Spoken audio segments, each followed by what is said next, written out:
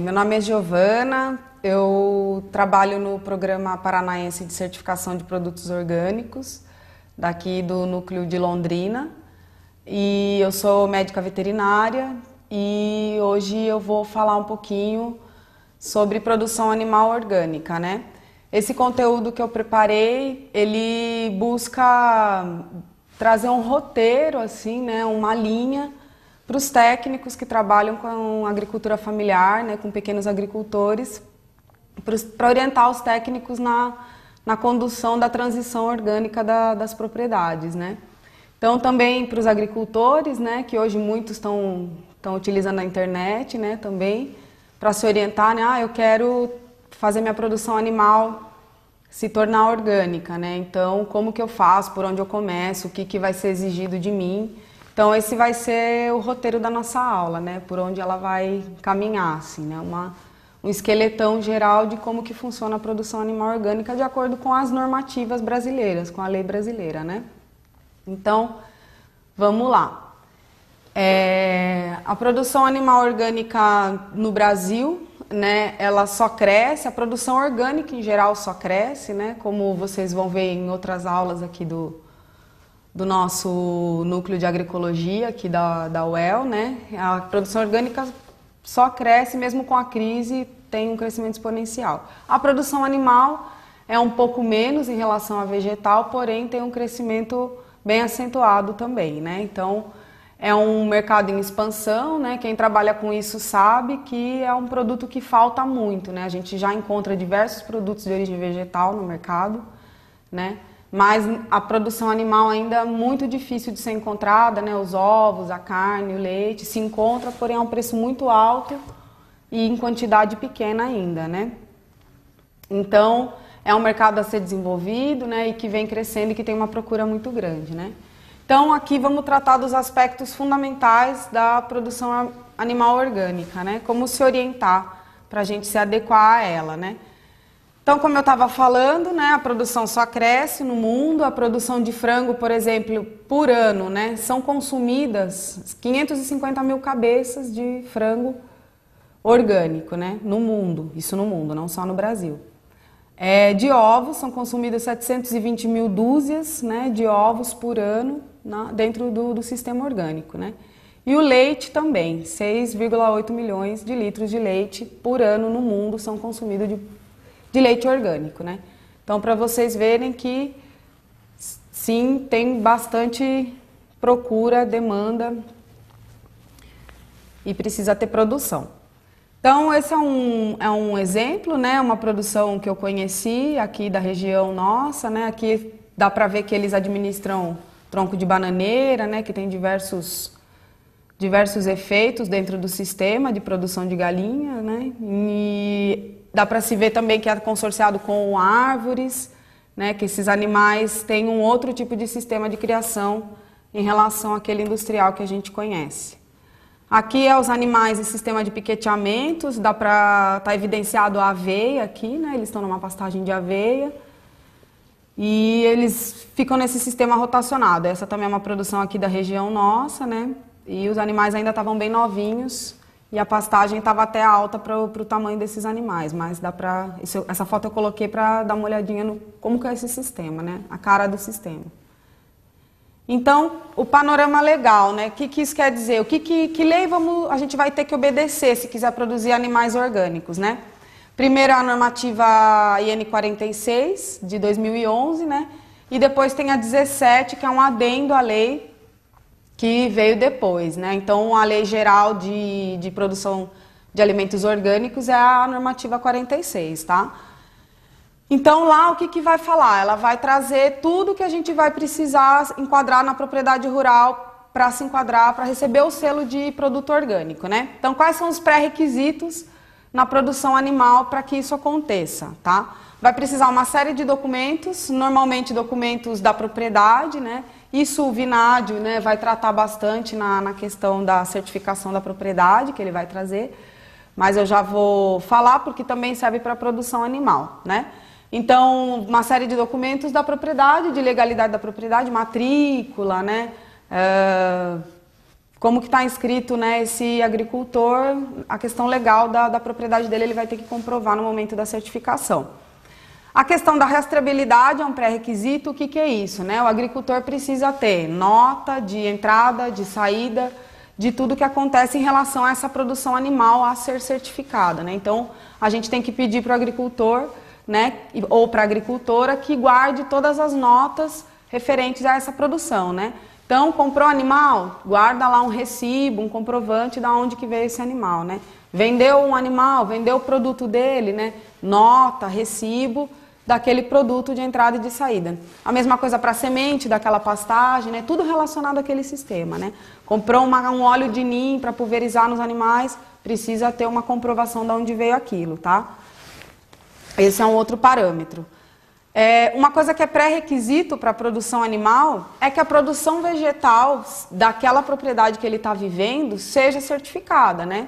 Então, tudo que o animal vai consumir, né, e tudo que ele vai conviver precisa estar na certificação vegetal. Então, antes da gente fazer a certificação animal, nós temos que nos preocupar com a vegetal, né? Então, né, sempre conversar com o agricultor, com a agricultora, né, que ele tenha paciência, porque primeiro nós vamos ter que fazer a transição do sistema de pastagem dele, né? Ou da alimentação, da roça de milho dele, né, ou do que vem a ser a alimentação desse animal, nós vamos ter que certificar previamente a produção animal, tá? Então, sempre instruir dessa maneira. E aí vai vir a conversa do Vinad, né, que vai trazer a questão da produção vegetal, para que a gente aprenda a orientar, ou o agricultor aprenda a adequar a sua propriedade de acordo com a Lei 46 de produção orgânica, né? Só que na parte vegetal. Então, o agricultor precisa converter essa parte vegetal. O que mais? Precisa de uma licença ambiental, né? Ele vai ter que ir atrás dos órgãos competentes, tirar uma licença ambiental daquela produção animal, né? Vai precisar ter sistema de inspeção sanitária, né? Vai ter que se informar junto à prefeitura o que cabe ali naquela produção dele, né? Se cabe uma inspeção municipal, uma inspeção estadual ou uma federal, né? Agora a lei está mudando um pouco, inclusive isso também precisamos se informar de acordo com cada município. Está funcionando de uma maneira a questão da vigilância sanitária dos produtos animais, né? Mas isso é exigido pelas certificadoras em geral, né? Ah, eu vou certificar minha produção animal, então precisa ter um sistema de inspeção sanitária funcionando ali, né? Não certifica essa produção se não tiver um sistema de vigilância sanitária. Inclusive isso, para quem trabalha com isso, sabe que é um obstáculo, né? Um problema dentro da certificação de pequenos agricultores, né? A legislação não é muito flexível, né? E muitos agricultores têm dificuldade de se adequar a essa lei de vigilância sanitária, mas isso é uma outra conversa. Isso vai ser exigido pela certificadora, Sistema de Inspeção Sanitária. Outro pré-requisito para o agricultor que quer produzir animais, né, no sistema orgânico, é ter um caderno de campo, né? Todo agricultor que produz orgânico vai precisar ter um caderno de campo. Esse caderno de campo precisa relatar as práticas desse agricultor dentro do sistema orgânico, né? Que manejo eu tenho com animais, né? O que eu coloquei nesse sistema, o que eu tirei desse sistema precisa estar relatado minimamente num caderno de campo elaborado por ele ou por ela, tá? Então, um caderno de campo também é um pré-requisito para ser certificada aquela produção. E nota de aquisição e venda, né? Falando de novo, que eu já falei, que é a questão da rastreabilidade, né? Todo sistema orgânico, ele trabalha com rastreabilidade. E na questão animal é a mesma coisa, né? Então, quando o auditor chega na propriedade, ele precisa ter noção de que aquele produto tem procedência, né? Precisa ter caderno de campo, né? Relatando aquele manejo, e precisa ter notas que comprovem como é manejado aquele sistema, né? Então, precisa dizer, eu pulverizei com uma calda de citronela meus animais, precisa estar colocado lá, com que diluição, né? Da onde veio esse citronela? Foi comprado? Veio da propriedade, né? Cadê a nota? Então, essa questão da rastreabilidade, tudo que se relacionar àquele sistema precisa ter uma comprovação. Isso em notas, recibos, normalmente, tá? Ou laudo de técnico também serve. Então, vamos lá. Esses são os pré-requisitos, mais ou menos, que a legislação vai pedir, né? Documentação, rastreabilidade na questão das notas, Conversão vegetal, né? O sistema vegetal precisa estar certificado, né? Já tem que estar no manejo orgânico para se iniciar o manejo orgânico animal. Possuir licença ambiental, sistema de inspeção sanitária, caderno de campo, nota de aquisição e venda, tá? Só retomando para ficar bem colocado. Então, o que é necessário também dentro da produção orgânica? Ah, eu tenho produção animal paralela também. Eu vou pegar só um lote meu para ser orgânico e o resto eu vou continuar no sistema convencional porque eu fico mais seguro assim. Tudo bem, isso é possível, né?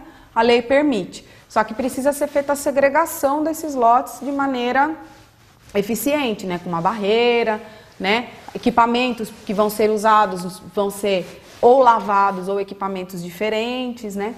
E esses animais, eles não podem servir para a mesma coisa. O que isso quer dizer? Se eu tenho um rebanho de leite orgânico, eu não posso ter uma produção paralela de leite convencional. Eu posso ter gado para carne, mas para leite não, tá? A legislação não vai permitir isso. Eu vou poder ter produção paralela animal, porém muito bem segregada, né? E comprovada através de nota, através de caderno de campo, como que eu segrego essa produção, e ela não pode ser para a mesma finalidade. Se eu tenho produção de ovos, eu não posso ter frangos, galinhas para ovos convencional. Eu preciso ter carne num sistema e ovo em outro. Não pode ser carne, carne, ovo, ovo, leite, leite, carne, carne. Nunca, tá? De acordo com a nossa lei. Então, a gente precisa, se tiver essa produção paralela, segregar, fazer barreira, né, vegetal entre uma produção e outra, comprovar, como eu já disse, com caderno de campo, com nota, comprovação de manejo. Então, tá? É possível, porém, com ressalvas, tá? Qualquer produção orgânica é proibido trabalhar com transgênico, né? Não importa se o transgênico não foi pulverizado, agrotóxico, não importa. Não, é proibido, de acordo com a lei, trabalhar com transgênico. Para os animais é a mesma coisa, tá? Então não podemos fornecer alimentação transgênica para esses animais. Então a gente tem que fazer a transição de sistema trabalhando com essa alimentação sobretudo, né? Para que não entre transgênico. Porque quem trabalha com isso, ou quem é agricultor ou agricultora, sabe que é quase impossível encontrar milhos convencional. Impossível não, é muito difícil, né? Impossível é forte, mas é muito difícil encontrar milho convencional, é muito difícil encontrar soja convencional sem ser transgênica, né? Então a gente precisa trabalhar nessa transição dessa alimentação, tá? Não é fácil, né? Ainda tem algumas experiências pelo país, mas que ainda não está massificado, não são todos os agricultores que conhecem, que dominam as técnicas, né? A minha próxima fala, né, eu vou fazer uma outra aula também sobre a questão da alimentação de frangos, né, que tem algumas experiências na região, tem umas experiências no Rio Grande do Sul que eu gostaria de compartilhar, e aí eu vou fazer em outro momento. E aí é importante isso, né, porque é um grande gargalo da produção orgânica animal, essa alimentação, a substituição dessa alimentação, porque a base da alimentação animal no Brasil é o milho e a soja, né, ainda hoje, o trigo depois, né, e outros grãos que vêm depois. E isso é um complicante para a produção orgânica, né? Porque estamos produzindo muito mais transgênicos do que convencional. Então, temos dificuldade de encontrar esses produtos para alimentar os nossos animais. Mas a lei proíbe, mesmo assim, o transgênico, né? E não, precisamos respeitá-la. Não se pode fornecer transgênico para esses animais em sistema orgânico. Também o que é proibido na produção orgânica? A mutilação, né? Porque na produção avícola a gente vê muito a debicagem, né? Nos suínos a gente vê o corte, né, do rabo, o corte, enfim, não se pode mutilar esses animais dentro do sistema orgânico, né? Você pode fazer a descorna, né, quando tem produção de bovinos, mas ela tem que ser feita com anestesia dentro dos parâmetros de bem-estar animal, tá? Então, alguns manejos que o agricultor venha a fazer, ele pode perguntar para as certificadoras se é permitido ou não, porque nem tudo está normatizado em lei, né? Nem todo manejo da propriedade rural vai estar normatizado em lei, né? E aí a gente faz como, né? Pergunta para a certificadora qual que é o entendimento dela sobre isso, tá? A produção animal orgânica, ela é assentada no bem-estar animal, né? Não tem como nós falarmos de produção orgânica, muito menos agroecológica, se não falar de bem-estar animal, tá? Então, o bem-estar animal é um princípio dessa produção. E o que é isso, né? É respeitar ao mínimo as 5 liberdades construídas aí pelos teóricos do bem-estar animal, né?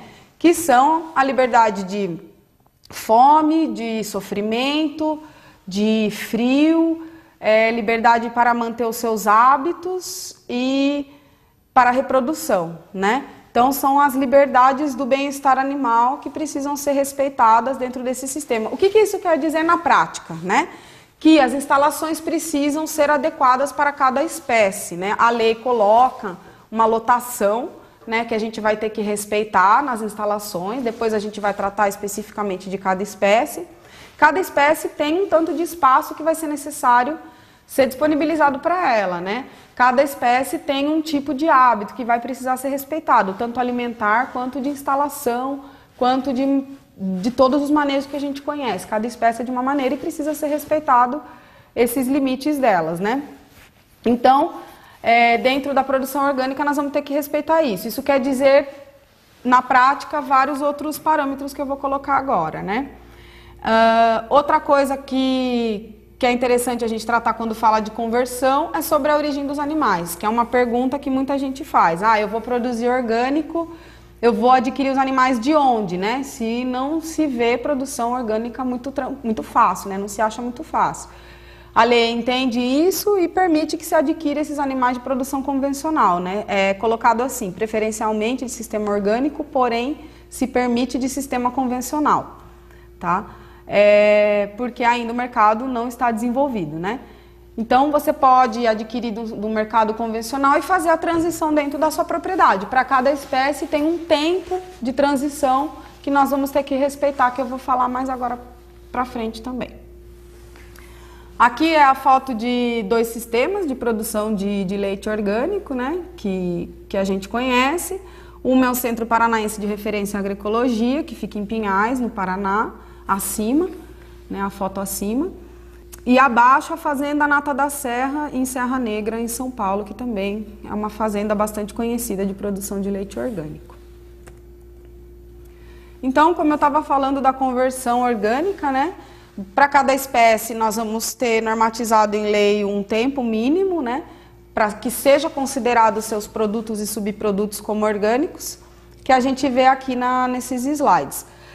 Então, para as aves de postura, que tempo é necessário para que elas sejam consideradas orgânico, né? Os ovos desses animais sejam vendidos como ovos orgânicos. No mínimo, 75 dias de manejo orgânico. Então, o pintinho chegou da granja, né, na propriedade, ele precisa passar 75 dias em manejo orgânico, sem se alimentar de transgênicos, né, com instalações adequadas, sem ingestão de antibióticos, sem ingestão de quimiosintético, por 75 dias, né? Se estiver lá no manejo, se essa pastagem que ele está utilizando também, né, estiver em manejo orgânico, passou 75 dias, esse animal é considerado um animal orgânico, porque seus subprodutos serão considerados orgânicos, né? 75 dias para as aves de postura, para as codornas, 45 no manejo orgânico. Para as aves de corte, né, para os frangos, 3/4 da vida deles precisa estar em manejo orgânico para ser considerado animais de subproduto orgânico, né, a carne deles. Bovinos de corte, 2/3 da vida precisa passar nesse sistema, né? É bom lembrar que a lei é bem clara nesse sentido, não é permitido abater antes dos 12 meses, né? Porque o que é 2/3 da vida, né? Depende do que vai ser o 100% da vida dele, né? E no caso de bovinos, eles são bem claros nesse sentido e fala que bovino de corte antes de 12 meses não pode ser abatido, ou seja, não pode fazer baby beef orgânico, é incompatível uma coisa com a outra, né? Impossível. Bovino de leite, né? 6 meses no manejo orgânico para ser considerado o seu leite orgânico. Tá? As demais espécies, ovinos, caprinos, suínos, 3/4 da vida precisa estar sendo manejado de maneira orgânica. As demais categorias, né, que tem produção de coelho, produção de aves exóticas, tem de tudo, né, avestruz, né, ela é determinada pela certificadora, né. Nesse caso, a gente comunica a certificadora e pergunta que tempo vamos precisar transitar esses animais para ser considerado como orgânico, tá? Porque nem tudo está colocado na normativa, tá? Outro pré-requisito, né, para ser uma propriedade ser certificada como orgânica na produção animal é a existência de um plano de manejo. Isso pode ser feito junto ao técnico, né, para auxiliar o agricultor, ou mesmo hoje nós temos alguns manuais do Ministério da Agricultura que ensinam o agricultor a montar esse plano de manejo, que é bem interessante também, né? O plano de manejo é um documento para certificador e para o agricultor também se orientar dentro dessa produção, tá? Dentro da produção orgânica animal, o que é exigido nesse plano de manejo orgânico, né? É exigido como que vai ser a evolução desse plantel, né? Como que nós vamos melhorar, como que nós vamos substituir os animais, né? Tem que ser colocado nesse plano de manejo. Precisa ser relatado no plano de manejo orgânico como que é o manejo das demais categorias animais, né? Animais de serviço, né? Se eu tenho uma produção de leite orgânica, como que eu vou manejar o cavalo, né, que eu tenho na propriedade, ou os ovinos que eu tenho na propriedade, ou até mesmo os animais domésticos, né, os cães, os gatos, né? Isso é observado pelo auditor orgânico, né? Você ter uma produção de leite orgânica certificada, onde os cães e os gatos estão sempre muito maltratados, também pode ser advertido esse agricultor nesse sentido, né? Porque a propriedade ela é vista mais como um sistema do que como partes, né? Enfim, o que é exigido dentro de plano de manejo? Manejo dos animais de serviço, subsistência, de companhia, ornamentais e os que não sejam relacionados à produção, tá? Precisamos colocar nesse plano de manejo também medidas para prevenção e mitigação de riscos, né, em relação a fontes contaminantes. O que isso quer dizer? Eu produzo orgânico, o meu vizinho não produz. Como eu me protejo disso, né? Então, precisamos colocar nesse plano de manejo exatamente isso. Eu faço barreira vegetal, eu não compartilho minhas ferramentas, eu não, né, compartilho as cordas que eu utilizo na produção animal com o meu vizinho, nada, né? Colocar nesse plano de manejo como que se protege da produção convencional que está ao redor. Ou até mesmo da produção paralela que o agricultor pratique dentro da propriedade dele, né? Como que a gente segrega, como que a gente se protege, porque a produção orgânica precisa ser protegida dos contaminantes, né? Como que se protege dos organismos geneticamente modificados? Precisa ter nesse plano de manejo orgânico um croquis, né? Um desenho da propriedade, identificando cada parte da propriedade, né? Onde é a produção animal, onde é a vegetal, onde é produzido o milho, onde é beneficiado esse leite, né? Precisa estar um croquis identificando cada parte da propriedade. Precisa também ter periodicidade do controle da água, né? Precisamos colocar no plano de manejo como que é a qualidade da água, como vamos preservar e de quanto em quanto tempo a gente vai fazer as análises de água para poder controlar a qualidade dessa água, né? Que a gente está fornecendo para os animais relacionados a essa produção, que deve ser de melhor qualidade possível para produzir o melhor subproduto possível, né? E como que vai ser destinado os resíduos, né? Em produção animal tem bastante resíduo, né? Às vezes ele pode dar problema, né, para um recurso hídrico, alguma coisa que esteja próximo dessa propriedade, e a gente precisa colocar nesse plano de manejo como que vai ser destinado esse resíduo, né? Eu vou compostar para colocar na minha produção vegetal, né? Eu vou fazer um biodigestor, né? Enfim, tem que ser especificado no plano de manejo para onde vai os dejetos dessa produção, né? Na questão de instalações, né, também tem normas, né, para a gente colocar esses animais, né? Não pode ser de qualquer maneira, as instalações é uma parte muito importante da produção, né? E a lei é bem categórica no sentido do confinamento, é proibido o confinamento animal dentro da produção orgânica, né? Não se pode manter 100% do tempo um animal fechado na produção orgânica, tá? Então, é permitido semi-extensivo, né? Onde a gente deixa os animais parte do dia no ambiente, parte confinado, isso é permitido, mas o confinamento total não é permitido pela lei, tá? Cerca elétrica é uma pergunta que sempre me fazem, sim, é permitido, né, dentro da produção orgânica, podemos utilizar cerca elétrica, e até na lei é colocado que precisamos tomar cuidado com o aterramento, né, dessa cerca elétrica, que precisa ser bem feito para não dar problema, né, tanto para os animais quanto para as pessoas da propriedade, tá? Mas isso é um outro capítulo. Então é permitido, podemos utilizar sim. Nas instalações, né, uma coisa que é muito importante é o tamanho delas, né? Como que a gente vai colocar esses animais, né? Quantos animais vamos poder colocar por instalação? A lei coloca, né, como deve ser isso, para que a gente respeite os comportamentos desses animais, né, e o bem-estar deles, para que eles possam ser o mais produtivo possível, de uma maneira, né, sustentável, de uma maneira ecológica também, né. Então, para as aves de postura, né, a lei coloca 3 metros quadrados por animal em sistema extensivo. O que que isso quer dizer? Quando não rotacionado, tá? Quando os animais, as aves de postura vão rodando de piquete, né, é 1 metro quadrado por animal, né, quando é rotacionado. Quando não, quando só fica um terreirão lá, anexo ao galpão, né, tem o galpão das aves, e um terreirão anexo, né, quando é dessa maneira, você pode colocar 3 metros quadrados por animal, tá, de lotação. Isso para as aves de postura, tá? Para as aves de corte, quando é frango, né, para carne, nós temos que respeitar 2,5 metros quadrados por frango no extensivo, né, que é essa maneira que eu falei. Nunca pode ser só confinado, então o extensivo é um galpão, né, com o terreiro anexo que os animais têm livre acesso. Tá? Nesse sistema, quando for para corte, 2,5 metros por frango ou meio metro quadrado por ave no piquete rotacionado, quando esse sistema for diferente. Tá? Quando tiver piquetes que os animais vão rodando por dia, você vai ter que fazer meio metro quadrado por ave. Tá? Isso nos frangos de corte. Certo?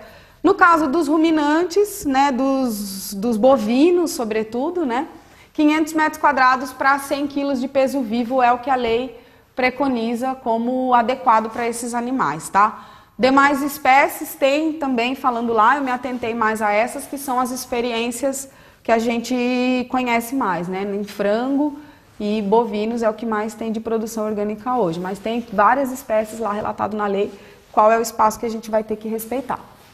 Então, das instalações, é isso que é o principal, né? Sempre temos que ter nas instalações acesso à água, à bebida também, né? A água e a comida nas instalações. O que a lei coloca é que a gente prefira, né, deixar os comedouros e bebedouros dentro das instalações para evitar atrair aves exóticas, atrair roedor, né? Isso é uma recomendação que está na lei também, é priorizar colocar o comedouro e o bebedouro para dentro das instalações. E as instalações sempre muito limpas, arejadas, né? Prestar atenção na questão do vento, do sol, né? Na hora de construir, para que não haja muito vento, né? Na produção de aves, quando toma muito vento é um problema, né? Traz muita doença, ou os animais adoecem com mais facilidade, né? Por conta do ar frio, né? Sempre entrando na instalação. A questão do sol, a instalação precisa tomar sol, né? Mas se é uma região muito quente, o sol pode ser um problema. Então sempre prestar atenção na hora de construir nesse conforto, né? Porque animal confortável é animal produtivo, né? É animal que vai produzir mais ao longo do tempo, né, e que vai dar menos problema, né? Um animal que, quando é respeitado o bem-estar dele, né, no quesito instalação, alimentação, né, ele é mais produtivo e ele é mais resistente, ele vai te dar menos gasto, ele vai te dar menos problema de manutenção, tá? Então, nas instalações, pensar sempre nesse conforto, né? Como que a gente vai garantir que os animais estejam com a temperatura adequada, né, para o funcionamento do organismo deles e para que, além disso, eles produzam, né? Não só para funcionar bem, mas que produza, né? De uma maneira ecológica, de uma maneira balanceada, né? Não podemos tirar dos animais de uma maneira que ele não consiga retornar a produzir nunca, né? A gente precisa garantir que ele produza bem ao longo do tempo nesses sistemas, tá? Isso para as instalações. Dentro de alimentação, né? Alimentação é um assunto muito importante dentro de produção orgânica animal, né? Quem trabalha com isso sabe a importância que isso tem, né? Porque é muito difícil a gente aportar essa alimentação orgânica. Então, como eu já disse em outro momento, não podemos fornecer o transgênico, né? Então, como que a lei, né, trabalha com isso, né? Então, não encontro transgênico, né? Então você pode, dependendo da categoria animal, fornecer um alimento convencional, só que até um certo ponto. Eles estabelecem porcentagens para que a gente possa dar alimentação convencional para esses animais.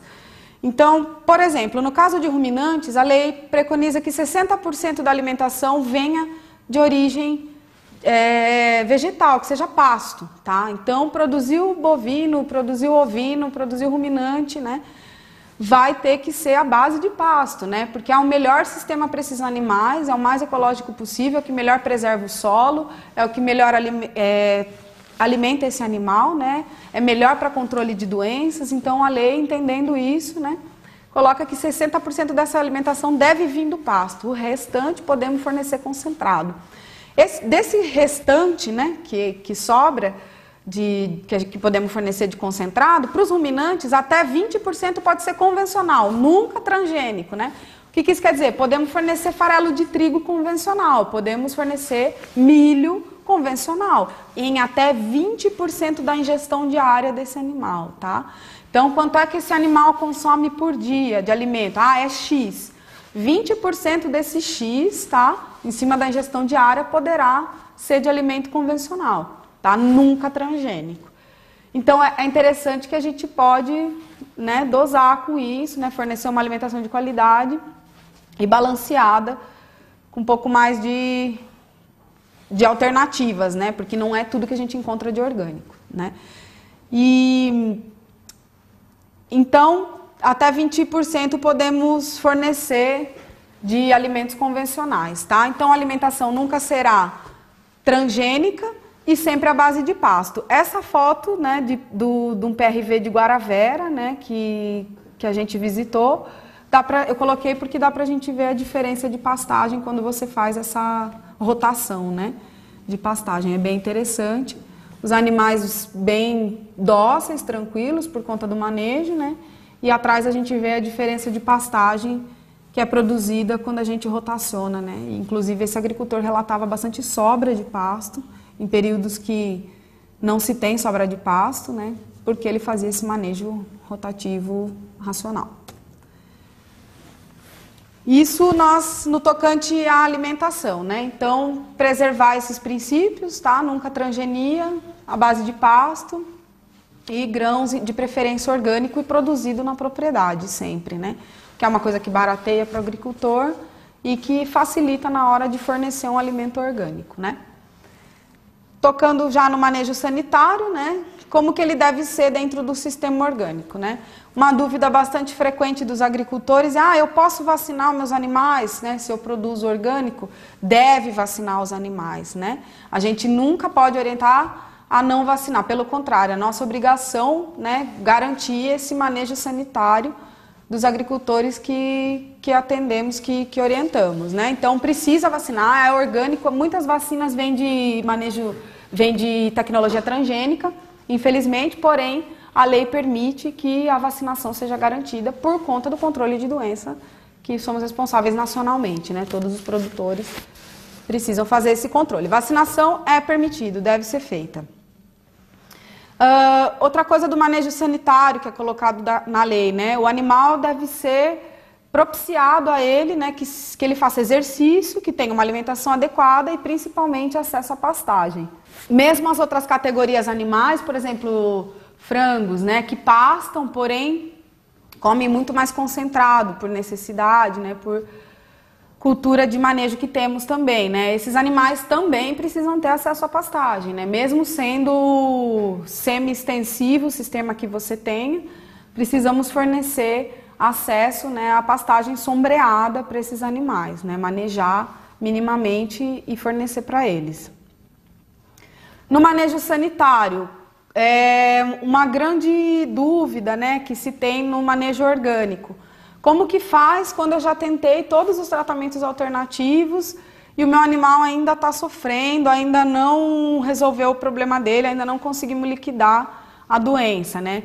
Então, nesse caso, a lei coloca que pode ser administrado tratamento químico até 2 vezes por ano em cada animal desse sistema, né? Eu estou tendo problema recorrente de mastite, eu coloco homeopático, eu coloco as experiências que eu conheço com com fitoterápico e ainda não resolveu. Para todas resolveu, para ela não resolveu. Então, como temos que manter o bem-estar animal, né? A gente não pode permitir que esse animal tenha dor, né? Passe dor, então a gente entra com tratamento químico. Na lei é colocado que até 2 tratamentos por ano são permitidos. Esses animais que passarem por tratamento quimiosintético, eles vão ter que respeitar o período de carência desse produto que foi fornecido a ele, desse antibiótico, desse anti-inflamatório, do que seja de medicamento que tenha sido usado. No caso da produção orgânica, precisa respeitar no mínimo 96 horas depois que administrou o medicamento, tá? Então, eu tô lá no meu manejo orgânico animal e precisei fornecer um medicamento químico. Esses animais, né, vão ter que respeitar 96 horas de carência, ou seja, não se poderá utilizar os produtos e subprodutos deles por 96 horas, tá? Mas o período de carência que está na bula aqui é 30, é 24, né?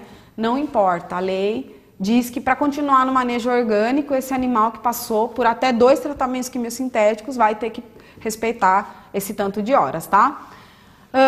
Precisei fazer mais de 2 tratamentos químicos por ano no meu animal. Vai ser retirado do manejo orgânico esse animal e vai passar novamente por período de transição para ser reintegrado ao manejo orgânico, tá? Então é assim que a lei lida com isso. Mas, né, devemos sempre dar preferência pelos tratamentos naturais que já estão sendo desenvolvidos, aprovados e comprovados por aí. Tem muitas experiências que a gente pode utilizar hoje em dia, né? Mas às vezes não resolve, então para preservar aquele animal, né, recorremos ao tratamento quimiosintético e tudo bem, né? A lei compreende isso, porém até 2 por ano.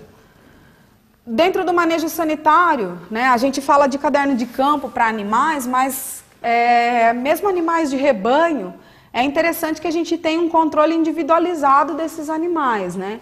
Então, eu tenho 20 animais, né? Tenho 20 vacas de leite, né? Eu vou lá e anoto no meu caderno de campo, vacinei o rebanho. Não, né? Vacinou quem? Né? Vacinou do quê? Né? Esses animais precisam ter identificação, né? Por nome, por número, como for melhor, né? E de acordo com essa identificação, no caderno de campo ter relatado o manejo individual desse animal, tá? Então, temos que saber quem que vacinou, em que período, né?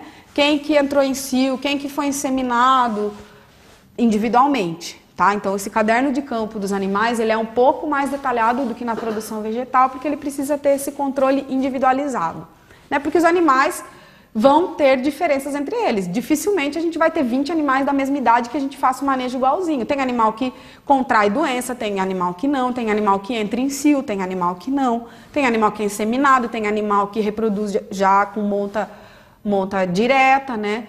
Então, né, vai ter diferença, então nós vamos ter que registrar essas diferenças. Tem animal que vai passar por tratamento químico porque pegou mais de 2 vezes infestação de carrapato, tem animal que não.